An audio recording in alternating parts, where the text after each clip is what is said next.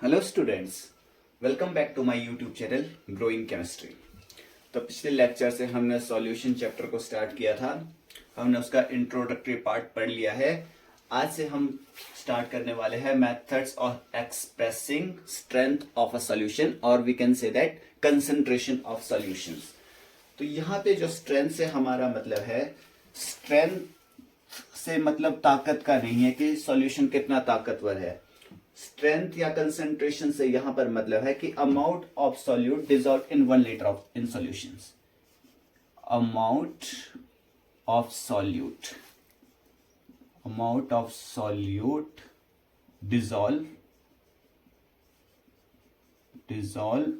इन 1 litre solution. यानी कि 1 litre अगर आपके पास कोई सॉल्यूशन है तो उसमें सॉल्यूट का अमाउंट कितना है, वो चीज हमें बताती है सॉल्यूशन के स्ट्रेंथ को। वहीं अगर हम इसकी यूनिट्स की बात करें तो अमाउंट, जो हम अमाउंट लेते हैं वो हम हमेशा लेते हैं मास में। तो मास और डिजॉल्व किस में हो रहा है, 1 लीटर सॉल्यूशंस में, यानी कि लीटर। तो आपके पास मास पर लीटर, और मास को अगर हम देखें तो मास हम लेते हैं ग्राम्स में। ग्राम्स पर लीटर हमारे पास इसकी यूनिट आ जाती है। तो अगर हम बात करें स्ट्रेंथ की, तो स्ट्रेंथ हम 2 तरह से मेजर करते हैं इसकी। एक हमारे पास होती है क्वालिटेटिव, दूसरी हमारे पास होती है क्वांटिटेटिव।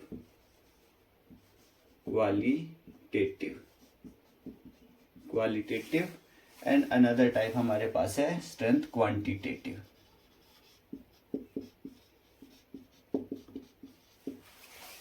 अब पहली हम देखेंगे क्वालिटेटिव। क्वालिटेटिव अगेन हमारे पास 2 तरह की होती है। एक आपके पास होता है dilute and another is concentrated.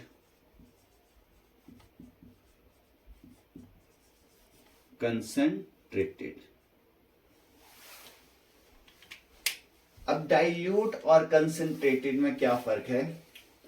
जो आपके पास डाइल्यूट होता है, इसमें amount of solute is very less. Amount of solute is very less.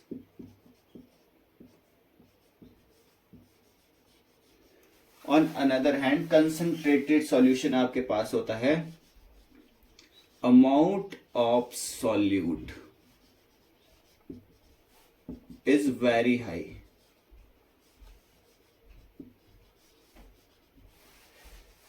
जहां पे सॉल्यूट की मात्रा कम होती है वो आपके पास होता है डाइल्यूट, और जहां पे सॉल्यूट की मात्रा ज्यादा होती है वो आपके पास होता है कंसंट्रेटेड। अब हमें पता है कि जो सॉल्यूट प्लस सॉल्वेंट आपके पास सॉल्यूशन बनता है, जैसे कई बार हमें एसिड और बेस के कॉन्सेप्ट में भी देखने को मिलेगा कंसंट्रेटेड नाइट्रिक एसिड या concentrated hydrochloric acid HCl, concentrated sulphuric acid या डाइल्यूट सल्फ्यूरिक एसिड। तो कंसंट्रेटेड में क्या होगा कि सॉल्यूट की मात्रा ज्यादा होती है। तो आपके पास कंसंट्रेटेड जैसे 68% आपके पास नाइट्रिक एसिड होगा, प्लस आपके पास 32% वहां पे वाटर की क्वांटिटी होती है। लेकिन इसका एक ड्रॉबैक आता है कि हम हर बार क्वालिटेटिव मेजर नहीं कर सकते। मान के चलिए आप मार्केट से कोई दवाई लेके आते हैं, छोटे बच्चों के लिए कोई सिरप लेके आते हैं, तो उस पे क्वांटिटी मेजर करनी पड़ती है, उस पे क्वालिटेटिव नहीं हो सकती। मान के चलिए आप फीवर के लिए कोई दवा लेके आते हैं, तो आपको पता है कि पैरासिटामोल प्लस शुगर सिरप होता है, तो वहां पर आपको उसके ऊपर डाइल्यूट, अब हमें जैसे टैबलेट्स आती है पैरासिटामोल की, तो उस पे मेंशन होता है 500 mg 600 mg, लेकिन सिरप के ऊपर ये चीज मेंशन नहीं होती है। तो वहां पर आप डाइल्यूट पैरासीटामोल मेंशन नहीं कर सकते, इसलिए हमें क्वांटिटेटिव मेजर्स की जरूरत पड़ती है। तो हम इसके बाद हम स्टार्ट करेंगे quantitative measurements.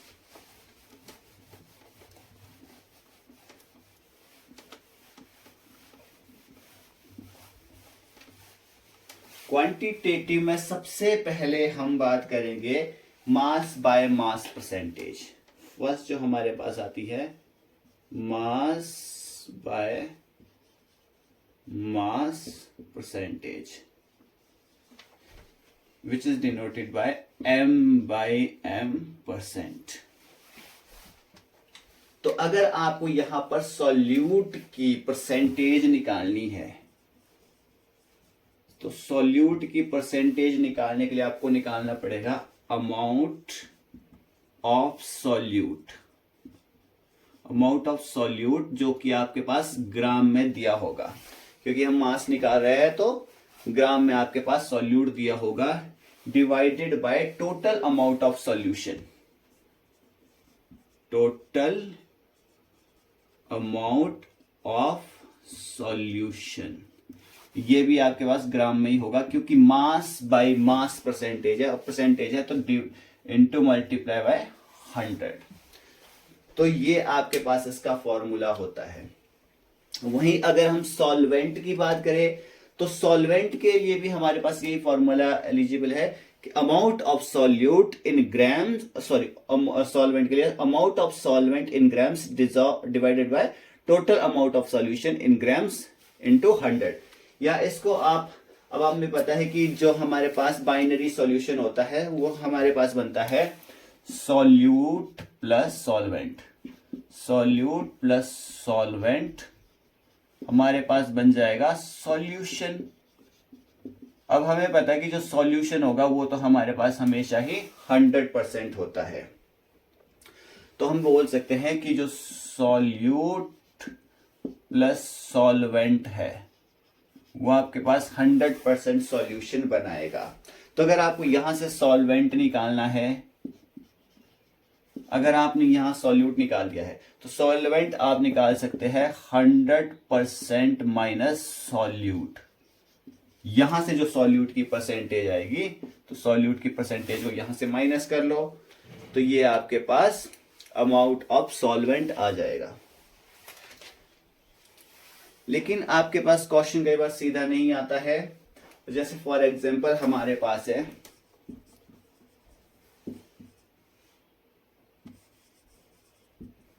10 gram of glucose aqueous solution दे रखा है आपके पास ग्लूकोज का। अब हमें पता है कि जो 10 ग्राम है आपके पास, आप या 10 ग्राम हो सकता है लिखा हुआ या 10% लिखा हुआ हो सकता है। मान के चलिए यहाँ पे 10% है, 10% ऑफ ग्लूकोज सॉल्यूशन, तो आप इसको सीधा 10 ग्राम मान सकते हो। अब टोटल सॉल्यूशन आपको पता है कितना होगा, सो टोटल सॉल्यूशन तो हमारे पास होगा 100%। तो 100% को हम ले सकते हैं 100 ग्राम्स। अब आपके पास यहां पे क्योंकि क्वांटिटी कम है, 10 ग्राम्स ही है, तो हमें पता है कि जो सॉल्यूट होगा, सॉल्यूट हमारे पास ग्लूकोज होगा, तो ये हमारे पास है 10%, हम इसको लिख सकते हैं 10 ग्राम्स। सॉल्वेंट हमारे पास होगा वाटर, ये हमारे पास बच जाएगा 90%, यानी कि 90 ग्राम हम इसको बोल सकते हैं। यहां से क्वेश्चन ज्यादा नहीं आते हैं, बट आपके कॉन्सेप्ट बिल्ड होने चाहिए।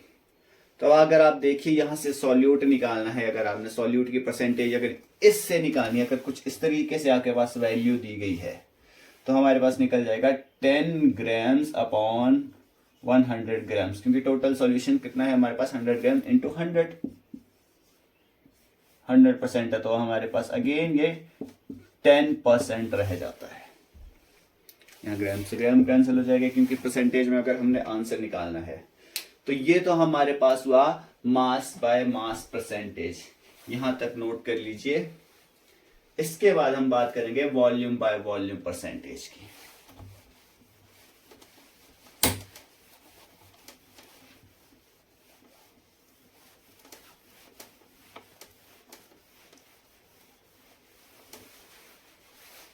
Next is volume by volume percentage, volume by volume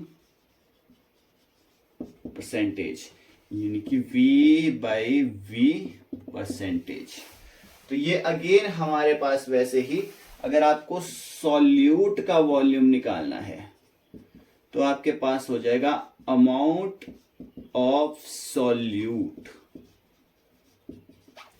अब अमाउंट ऑफ सॉल्यूट हमने किस में लिया है, वॉल्यूम में, तो हम लेंगे छोटी क्वांटिटी में लेंगे ml में। आप लीटर में भी ले सकते हैं, क्योंकि हम लेबोरेटरी लेवल पे बात करेंगे तो ml में ही हम इसकी यूनिट लेंगे। Total amount of solution, total amount of solution, इसको भी हम ml में लेंगे, क्योंकि परसेंटेज निकालनी है तो मल्टीप्लाई बाय 100। अगेन आप सॉल्वेंट के लिए amount of solvent in ml divided by total amount of solution in ml into 100 कर सकते हैं, या अगेन वही फॉर्मूला सॉल्वेंट निकालने के लिए, solvent is equal to 100% solution जो आपके पास होगा माइनस सॉल्यूट की परसेंटेज जो आपके पास सॉल्यूट आएगा। आप इससे भी निकाल सकते हो। एंड जो नेक्स्ट हमारे पास आता है वो है mass by volume percentage, mass by volume percentage, यानी कि m बाई v परसेंटेज। अब इसको निकालने के लिए अगर आपको मान के चलिए सॉल्यूट का मास बाय वॉल्यूम परसेंटेज निकालना है, पहले इसमें एक चीज याद रखनी है आपको कि ये फार्मेसी में यूज होता है, ये फॉर्मूला यूज्ड इन फार्मेसी।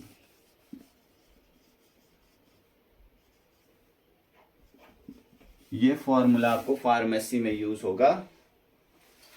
सो अगर सॉल्यूट का आपको मास बाय वॉल्यूम परसेंटेज निकालना है तो आप लेंगे amount of solute, amount of solute, amount of solute in grams, क्योंकि आपके पास जो अमाउंट ऑफ सॉल्यूट है वो ग्राम्स में, मास में दे रखा है, तो मास आप निकालेंगे ग्राम्स में।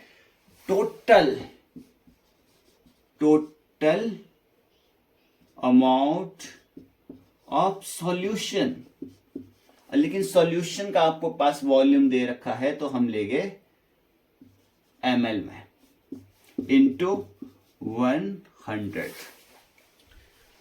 अब हमें पता है कि यहां पे जो आपके पास सॉल्वेंट होगा, क्योंकि सॉल्यूशन टोटल हमारे पास किसमें है, ml में दे रखा है, तो सॉल्वेंट भी हमारे पास लिक्विड में ही होगा। तो जो अमाउंट ऑफ सॉल्यूट होगा वो आपके पास सॉलिड स्टेट में होगा। तो यहां पे हमें सॉल्वेंट का मास बाय वॉल्यूम परसेंटेज निकालने की कोई जरूरत नहीं है। तो हम इसको अगर डिफाइन करें, so it is the amount of solute dissolve 100 ml of solution. Pharmacy में इसको इससे, इस डेफिनेशन से देखा जाता है। इसके बेसिस पे बोर्ड में या जेईई नीट में ज्यादा क्वेश्चंस नहीं आते हैं, इनफैक्ट क्वेश्चन आते ही नहीं है। अब क्वेश्चन जहां से आते हैं वो इंपोर्टेंट टॉपिक हम स्टार्ट करने वाले हैं, दैट इज मोलैरिटी। अब यहां से मोलैरिटी, नॉर्मेलिटी, मोलैलिटी, मोल, यहां से क्वेश्चन आने के ज्यादा चांसेस रहते हैं। यहां से आगे इंपोर्टेंट पार्ट शुरू होने वाला है सॉल्यूशन का। हम बात करेंगे सबसे पहले मोलैरिटी की। नेक्स्ट जो हमारे पास है फॉर मोलैरिटी।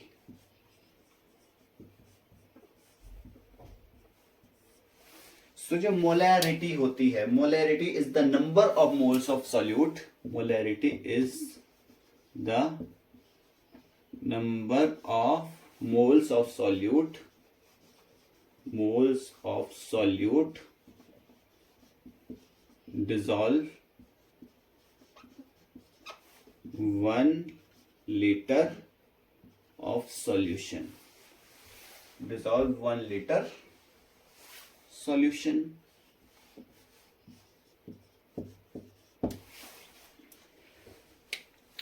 तो लास्ट ईयर का जो हमारा चैप्टर है some basic concept of chemistry, ये +1 का चैप्टर है, वहां पे हमने पढ़ा था कि जो हमारे पास मोल्स होता है, तो मोल्स हमारे पास होता है गिवन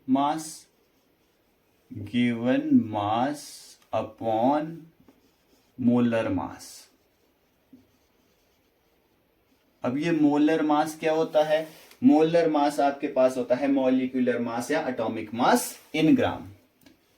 सो मॉलिक्यूलर मास, और we can say that atomic mass in grams। तो आपके पास मोल्स निकालने का ये फॉर्मूला होता है। तो जो मोलैरिटी का फॉर्मूला हमारे पास बनता है वो बनता है number of moles of solute. Molarity को आप डिनोट करते हैं कैपिटल M से। Capital M is equal to number of moles of solute, number of moles of solute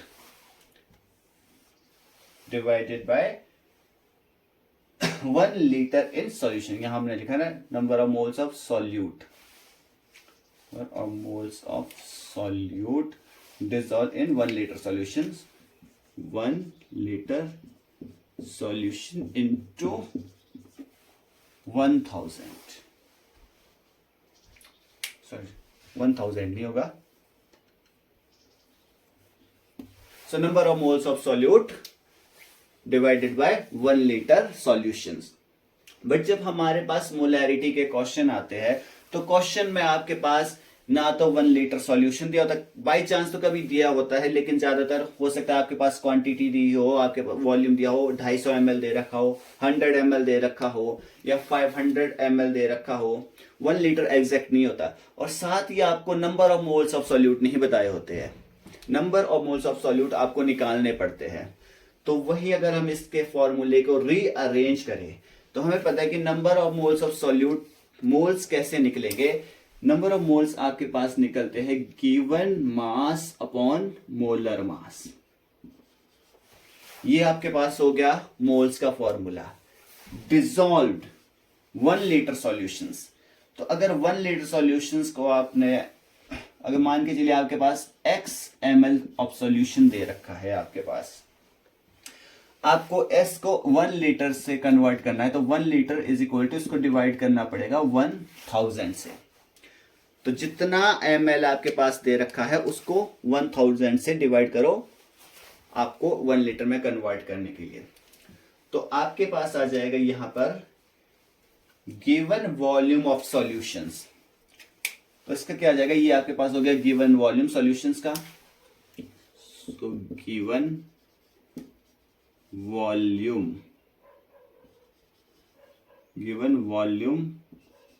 of solution divided by 1000। फिर से अगर इसको रीअरेंज करें तो ये वाली टर्म मल्टीप्लाई हो जाएगी इसके साथ, और ये वाली टर्म मल्टीप्लाई होती है इसके साथ। तो जो आपके पास मोलैरिटी का फॉर्मूला बनेगा, अगर तो आपके पास मोल्स और 1 लीटर सॉल्यूशन डायरेक्ट दे रखा है तब तो आप यही फॉर्मूला लगाएंगे। लेकिन अगर आपके पास ऐसा क्वेश्चन नहीं दिया है, इसके बाद एक एग्जांपल करेंगे हम इसका, तो हमारे पास ये बनेगा given mass upon molar mass into 1000 upon given volume of solution. ये हमारे पास बन जाता है मोलैरिटी का फॉर्मूला।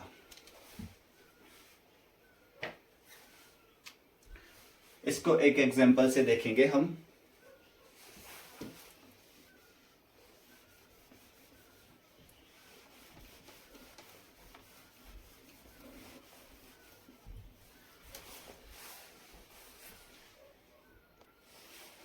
हमारे पास क्वेश्चन दे रखा है व्हेन